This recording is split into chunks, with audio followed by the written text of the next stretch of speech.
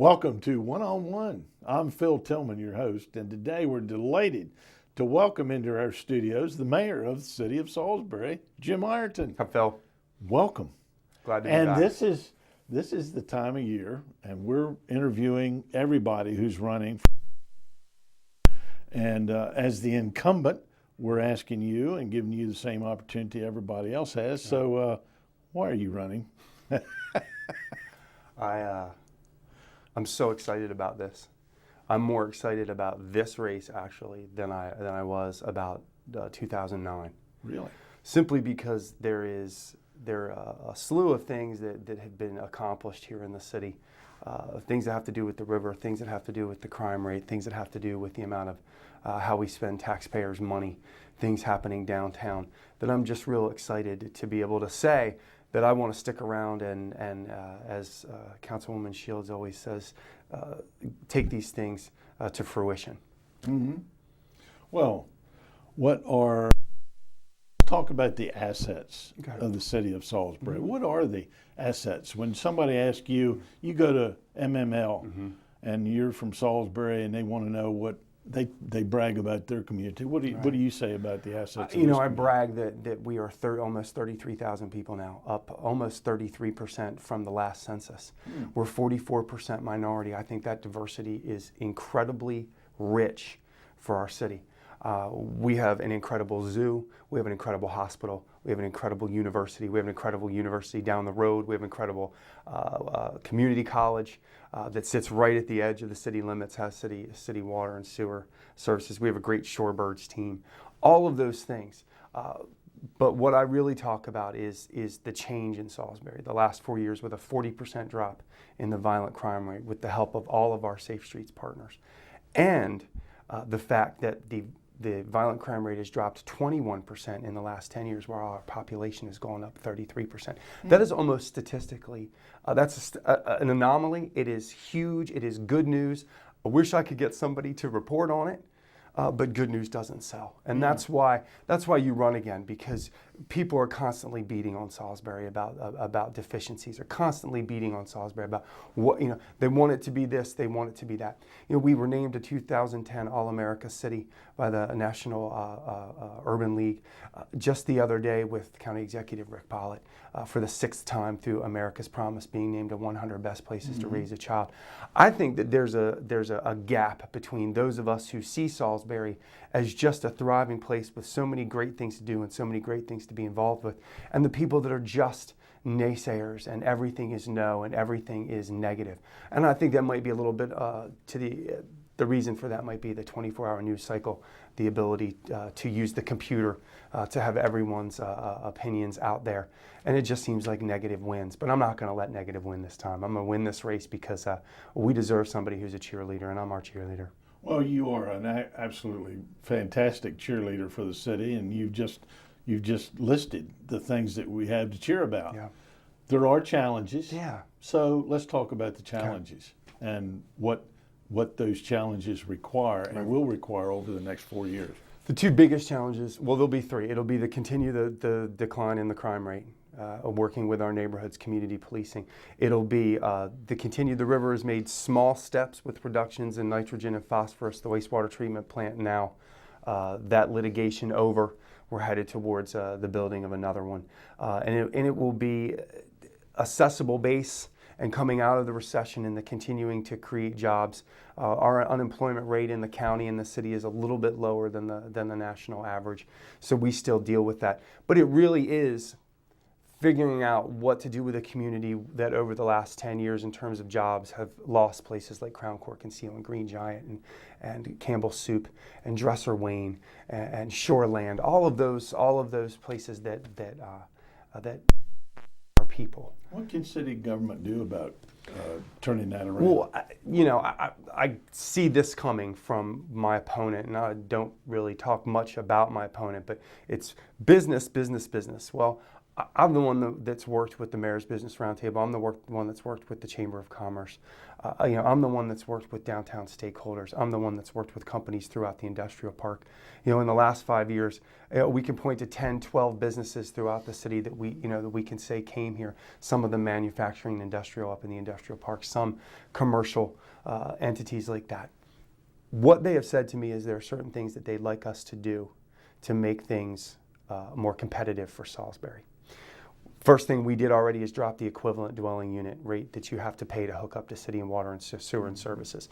Dropped it from around $9,000 to around $4,000. We went from the third highest EDU cost on the Delmarva Peninsula to the third lowest. I'm proud of that. That's what says to businesses that we're serious about you coming here.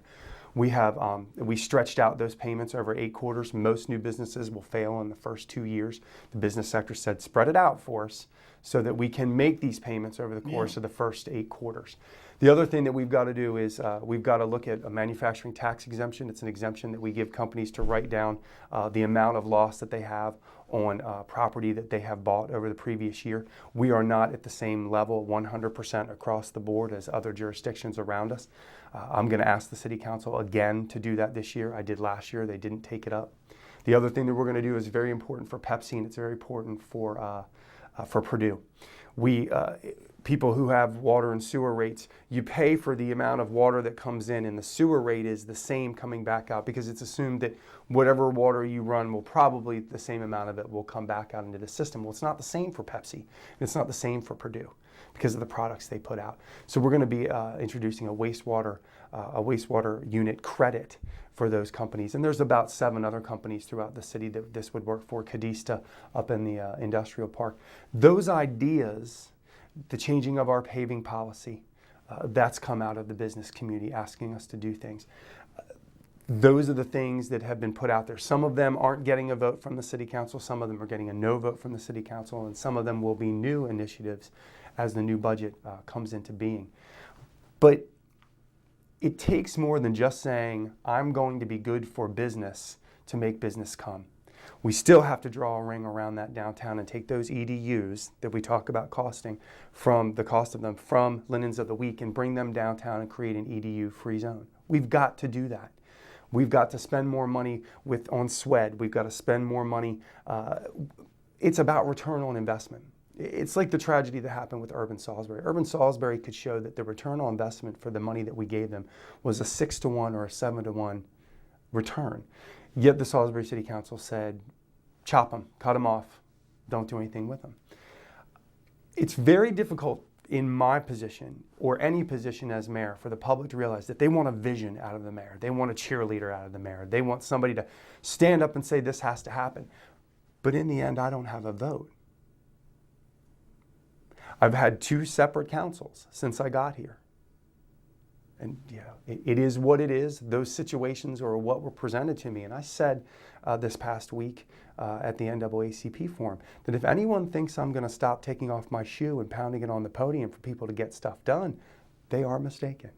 Because I believe in everything that we can be. I believe that we are not utilizing that waterfront property downtown. I believe that we are not holding people accountable for housing standards that make people live in safe places. I fought and fought and fought, and that thrift travel in came down where there was human trafficking, and that's what you have to do. You have to fight. You got to suit up. My mom said the other day, she was like, you've been through 2 snowstorms, a hurricane, and an earthquake, and that hurricane and that earthquake were in the same week. If you're not battle tested and ready by now, son, you're not going to be. So I look forward to walking up to people's doors. I look forward to these forums because I am going to be just as forthright as I have always been. Everywhere that I go, we have no polls here. The best I can tell you is the best polls you can get in town are the Center at Salisbury, the Walmart, and the Giant. That'll tell you how you're doing. Mm-hmm. And I think I'm doing okay, and I think we're doing okay, and I think we can spend another couple years trying to see some cranes downtown, trying to see some development get done, be a little healthier for business development, take a look at our neighborhoods and how we can make them safer and better places for our citizens to live. Keep working with our kids to try and make sure that when it gets to that middle school area where decisions are made about behavior and things of that nature, working with our partners at the Board of Ed the disproportionate minority contact groups. All of that stuff I think is very, very important.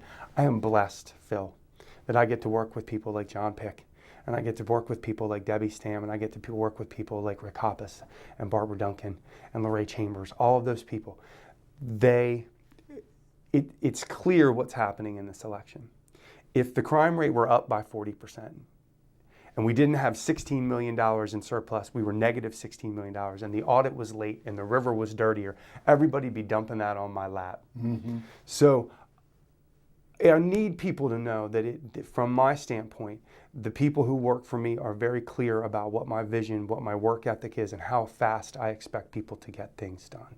So I never thought that I'd have all the room in my brain for everything that I've learned over the last 4 years, and I think it's important to stick it out, finish some of this stuff, see if we can get some new stuff kick-started, and just keep going out there and working with the people who are trying to do good things. George Whitehead and Paula Morris and Andy Kitzrow and all they're doing for kids, all that Jamie Heater's doing for downtown with her Third Friday celebrations, all the people that are working at Poplar Hill Mansion.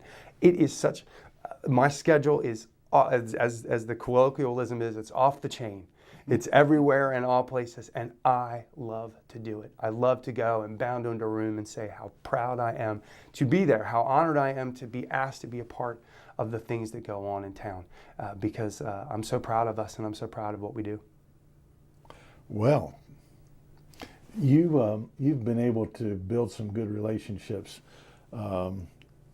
with some of the people you just mentioned, mm-hmm. some of the groups that you just mentioned, like the university, mm-hmm. the hospital, and others.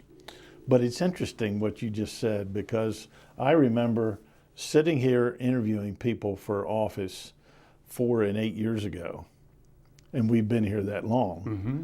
that the dirty river, the audit being late, mm-hmm. the crime rate being up, they were the major issues. Those were the major issues. So if you take them out of the equation, then what becomes the major issue? I think what it's going to be, and I'm going to speak frankly and open with you about what I have to. This is going to be the mayor and the council can't get along because Jim can't get along with anybody. That's what you're going to hear. But when I look at the river, and I think when I sit in the room at one time, the people from the Environmental Trust, the people from GIS at the university, the people from the Maryland Coastal Bays Program, the people from the National Fish and Wildlife Foundation, the people from the Center for Watershed Protection, the people from the Nanticoke Watershed Alliance. When I sit in that room and you're trying to move all those people in the same direction, the University of Maryland Stormwater Utility Unit, when we're talking about water quality, plus you've got to work with neighborhoods, and you've got to work with the creek watchers, and you've got to make sure that everybody, what my job has been is to get all of those disparate groups who are doing separate things out there, bring them all in the room and say, how is it that we can help one another? It's the same thing with crime. You sit in a room with the sheriff, with the state's attorney, with the governor's office of crime control and prevention, parole and probation, the Department of Juvenile Services, Poplar Hill Pre-Release, Neighborhood Services and Code Compliance, the Salisbury Police Department, and everyone is sharing information about getting the most violent criminals off our streets. And then you have to pivot to work with the Chamber of Commerce Foundation that's helping Poplar Hill Pre-Release get people skills so that they don't commit crimes again and we reduce our rates of recidivism. That is a hefty task. I find it exhilarating and fun. And that's because there are people in there who, for the good of moving things forward, are moving things forward.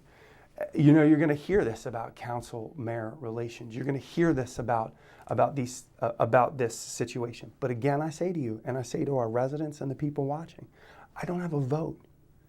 So when I give a set of neighborhood safe streets initiatives, and they sit there for months and years, and then I have the legal department taken out from under me and taken over and a new boss in another place. Yeah, I'm going to take my shoe off and pound it on the podium. Because how tired are we of politicians who are mealy-mouthed and don't say anything? Mm-hmm. I guess, you know, coming up, and I guess you were around for some of that. Coming up, you know, I spent my time with William Donald Schaefer and Barbara Mikulski as a young person. And it was looked upon as having integrity, to speak your mind, to be honest. You know, you read some things that people say in the newspaper, you read the paragraph and go, what did they say? What did they say? They didn't answer the question. I'm always going to answer the question, and I'm always going to say what I think. I think it's got to be a frank response. I think it's got to be an honest response. And I have to tell you, if that makes people feel uncomfortable, I don't know what to do about that, except say that when three strikes legislation has been sitting out there for almost 2.5 years now, I'm going to say that it needs to move forward. When the legal department is taken away from the administrative side of the government, when about 70% of the work that the legal department does is on my side of the government, you know, I have to say that something has to be done. A 270-page downtown redevelopment plan endorsed by the Chamber of Commerce, by the Central City District Commission, by all of the stakeholders down there, and it took the Salisbury City Council about 23 minutes to say, oh, this isn't what we want. Don't bring something like this to us again. Yeah, I'm going to pound my foot on the table. I'm going to say, that is saying to all of the people who have formed these partnerships and put this hard work in that we're not interested in what you have to say. The people who have organized the skate park, waiting years for their spot and their time to come. Finally, the funding comes through and our legislative branch says no. The people working on mountain biking paths, reestablishing them in the park, months and months and months of waiting. They get on the agenda. You know, the answer comes back as no. Affordable housing on Church Street, the answer comes back as no. And I believe we live in a community that says yes. You don't ever see George Whitehead or Paula Morris tell anybody no. They're out there pushing it each day. You know, you see Dr. Nalepa and Dr. Eschbach trying. The amazing things that those two entities are producing, not just financially, but culturally and scientifically for this community. Salisbury needs to step up and do its part to partner with them. And that is what I've been trying to do. But it does mean getting into that bureaucracy and pushing out things like RFPs for redevelopment and being there when this consortium of people talk about a new medical school coming to Salisbury. The city has to be right there, ready to do its part, not ready to nitpick and say no. And if my colleagues on the Salisbury City Council want to nitpick and say no, I'm going to call them out for that, because I think this community works too hard to move forward, to have people who are so disconnected from everyday struggles and lives of the people who are trying to improve our community. You know, it does make me angry. It does upset me. It does make my face. But it's because we are not accomplishing what it is I think we can accomplish. It makes me, for all the cheerleading and all the time you sit there and you feel the wind get taken out of your sails. You see the wind taken out of all the people who were involved in Urban Salisbury and all the people who were involved with the skate park and all the people who were involved with Homes for America trying to get more affordable housing for Salisbury, and they just walk away from here going, what's the matter with that place? And I don't like us to be in that. I don't like us to be seen in that light. If the legislative branch and the executive branch share a similar vision, might have different ways to get there. Well, we've talked about this before. What specific things, starting... Right. The people on the outside of government who are covering government, if it looks like the decisions are already made and there's agreement, then somebody must be doing something behind closed doors. So if there's agreement, you're not doing this under the light of day for the public to see. If you disagree and things don't get done, you're disagreeing just to be disagreeable. I don't think anyway in politics today, with the media the way it is, and with the 24-hour cycle, and with the ability for everyone to be able to blog their opinions, I don't think there's anything government can do right. So you just move ahead and you do what the best is you think you can do, and you wait for elections to see whether or not people agree with you. There have been several things that we have agreed with. The reduction in the capacity fees, the 60% reduction, which is good for business. 4 out of 5 of the members of the Salisbury City Council voted for that. That was something we did together. Mrs. Gardner stepping up to the plate saying, we know how to make Salisbury more business friendly. Mrs. Campbell, the only one voting against. You know, you look at the affordable housing that's going to go down on the river at River's Edge, right there on Fitzwater Street. 3 of the council members approved it, 2 didn't. I sort of abstained from the discussion because what happened was done behind closed doors, and nobody who worked for the city, none of the professionals who worked for us, knew what the deal was. But the deal has to pass the city council. So there's always that stuff going on. today's news cycle is so inundated with national news and national tragedies. One of the things that's happening throughout the country is the amount of local news that's being reported is less and less and less. We see how the newspapers are struggling, even here with our 2 television stations, and how they have to go from, the C&D Canal in Delaware all the way down to the, to the edge of Virginia at the Bay Bridge Tunnel. It has to be hard to cover local issues, and I understand that. But I do believe that more education of our citizens and more the ability to use social media brings more participation in when we have the struggles that we have and the disagreements. But the disagreements are healthy. And that's why the governments are made the way they are and why there's checks and balances. So, I'm just going to continue to do my job as best I can. And if people want to send me back, I will appreciate that, and I will continue to serve them in that most impressive, exciting way that they can possibly hope for. Great. Thank you for being here. We're going to give you a chance, as we have done everybody else, to pretend that's a door, and it just opened, and there's a registered voter on the other side, and you introduce yourself and tell them what you want to tell them. Hey, it's Jim. I'm back again. This is probably the 19th election cycle I've showed up at your house, but this time again, I'm back for myself. I just want to tell you that I think that there are very few times a politician can look in the eye and tell you that I did exactly what I said I was going to do when I came into office. I'm proud of that, and I hope you can support me again this April. Well, Mr. Mayor, thank you very much for being here. Thanks for having us. me. I appreciate it. Good to see you It's again. always a pleasure. It's kind of hard drawing a word out of you, but I managed to do it. Thank you. And you are a great cheerleader for the city, and we have a lot to be proud of. So thank you for all you do. April the 2nd, that's the important date.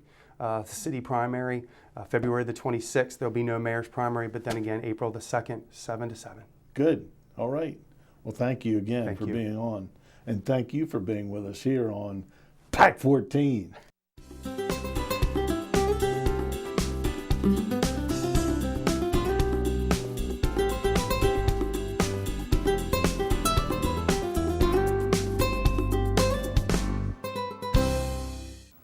One-on-One is sponsored in part by a generous grant from PNC Bank. For programming information, go online to pac14.org and select programming, and there you will learn when you can see the political forums that are being held regarding the city council races and the mayoral contest right here on PAC 14. Stay informed and be sure to vote. The primary election is February 26th, and the general election is April the 2nd.